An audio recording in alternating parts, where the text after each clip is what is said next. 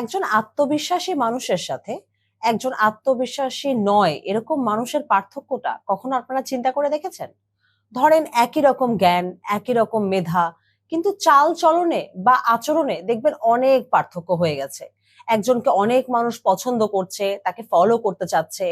আর যার আত্মবিশ্বাস কম, তাকে হয়তোবা ততখানি মানুষ পছন্দ করছে না বা গ্রহণযোগ্যতা তার হয়তোবা ততখানি নেই। আমাদের কাছে অনেক মানুষ এসে বলে, আমি কিভাবে আমার আত্মবিশ্বাস বাড়াতে পারি। প্রথমে এটা জানা জরুরি যে এটি একটি ধীর প্রক্রিয়া, অর্থাৎ স্লো প্রসেস। আপনি হুট করে আত্মবিশ্বাসী হয়ে উঠতে পারবেন না, কিন্তু যদি আপনি ধীরে ধীরে চেষ্টা করেন তাহলে আপনার মাঝে সেই গুণাবলীগুলো আনা সম্ভব। আজকে আমরা সহজ কিছু উপায়ের কথা বলবো, যার মাধ্যমে আপনিও হয়ে উঠতে পারবেন আত্মবিশ্বাসী। প্রথমত, আপনার নিজেকে গ্রহণ করতে হবে, অর্থাৎ অ্যাকসেপ্ট ইয়োরসেলফ।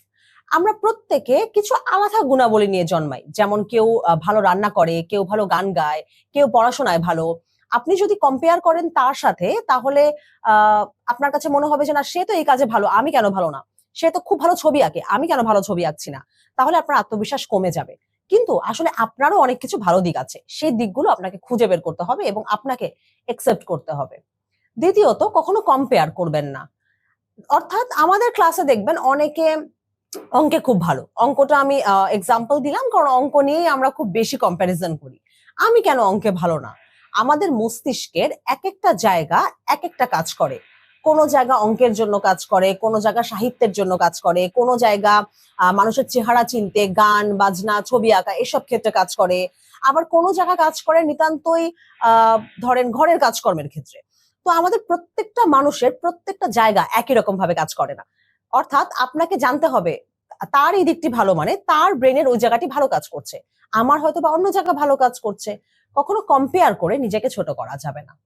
৩ নাম্বার হলো আপনার আশেপাশে একটা পজিটিভ এনভায়রনমেন্ট তৈরি করা। অর্থাৎ যারা টক্সিক মানুষ আছে, সবসময় আপনাকে নিচু দেখায়, সবসময় তারা মনে করে যে আপনি ভালো কিছু করতে পারবেন না, তারা আপনাকে ভালো কিছু করতে দেয় না, উৎসাহ তো দেয় না, বরং আপনাকে নিরুৎসাহিত করে এবং আপনি কিছু করতে গেলে বাধা দেয়। তাদের থেকে দূরত্ব বজায় রেখে চলবেন। এবং আপনার বন্ধু বান্ধব বা পরিবারে যারা এরকম আছে, আপনাকে সবসময় উৎসাহ দেয় ভালো কাজে, তাদের সাথে থাকার চেষ্টা করবেন বা তাদের আশেপাশ থেকে কোনো না কোনো জিনিস নেওয়ার চেষ্টা করবেন। ৪র্থ নাম্বার হচ্ছে নিজেকে চ্যালেঞ্জ করেন। আমরা প্রত্যেকে কমফোর্ট জোনে থাকতে পছন্দ করি।